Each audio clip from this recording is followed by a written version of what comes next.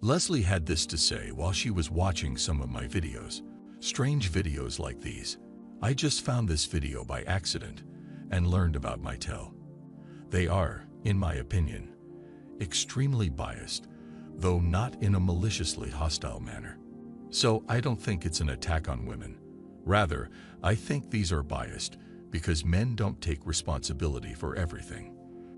The facts are presented in a manner that is emotionally neutral and seems very real. So, in a way, I'm worried about the message that is being sent, but I like that there isn't any hostility toward women. I'm interested.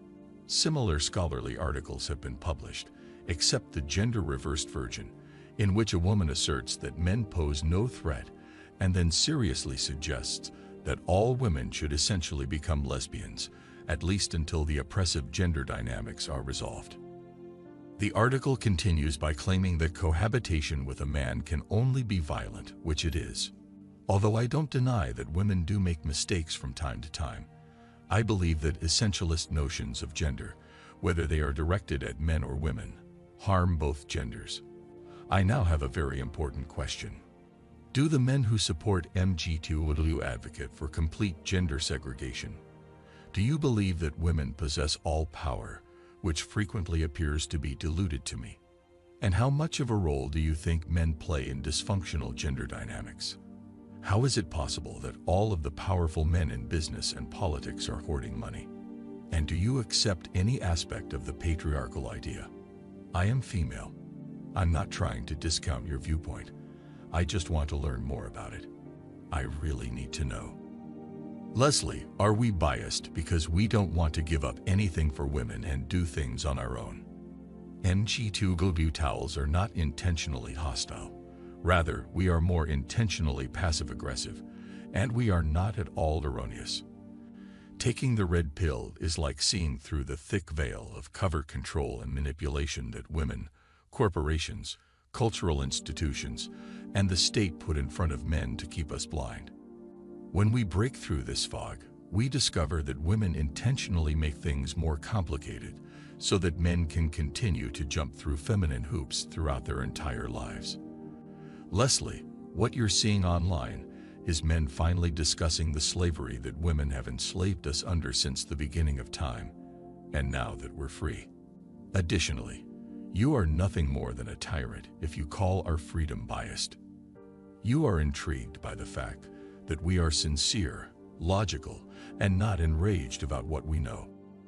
If they realized that someone was oppressing them in the same way that men oppress women, many women would scream in anger. We have been controlled by many women who only give us when we behaved appropriately. If we take you to a dinner party or buy you the purse or flowers you've always wanted, you typically reward us with your affection, love, and copulation based on what the female collective has agreed is acceptable behavior. And what do you do if we don't?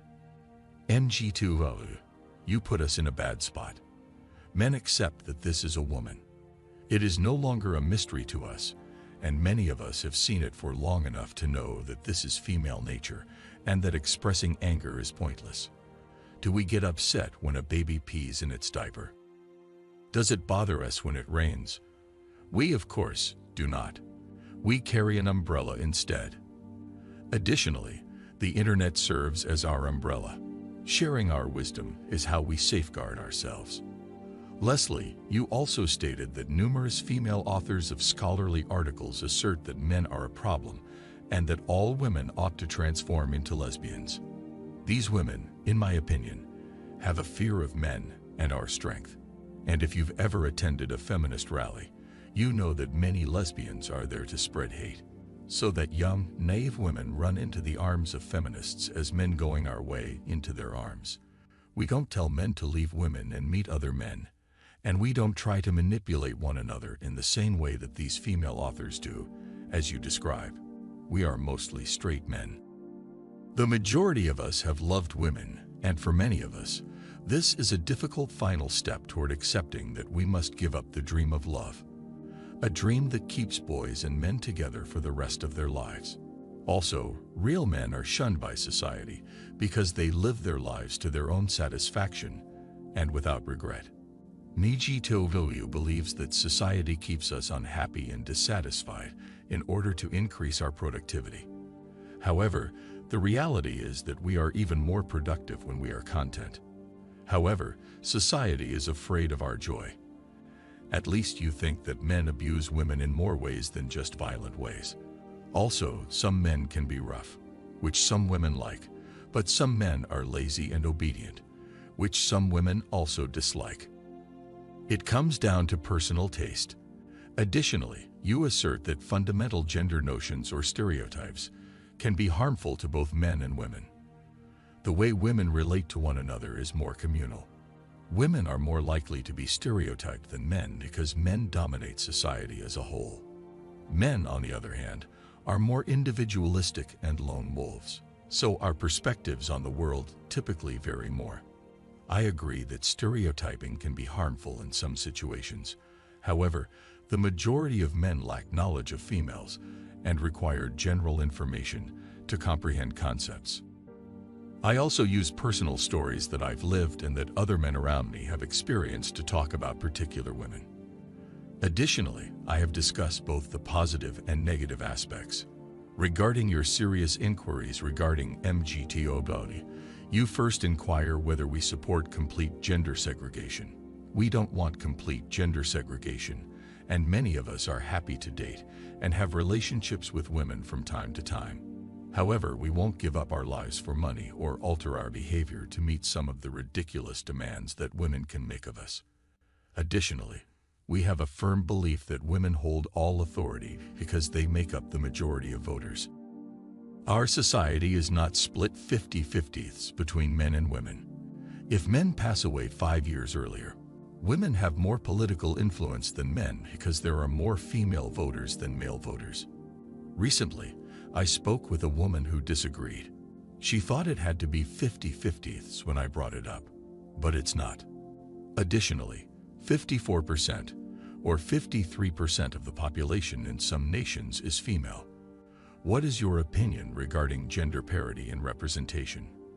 That will undoubtedly never work, rendering the male and female votes truly equal. Leslie, you also ask how much men ought to be held accountable for disrupting gender dynamics. Nowadays, men are whipped. Men will never have that privilege, which belongs to women. Although I wish I had the female privilege, I have never been able to work what my mama gave me. To see how well that works for you, try doing everything on your own. Better still, do everything for yourself and help the odd guy out whenever you can. After that, you'll realize how awful it is to be the typical man in our society. I tell many women that doing them favors will cost them. In my experience, when I ask them for a favor, they frequently disperse and run away as quickly as possible. Regarding male liberation, men take their paths. We no longer have to be providers and can do whatever we want for the first time in history. We could be compared to the Men's Liberation Society or its front.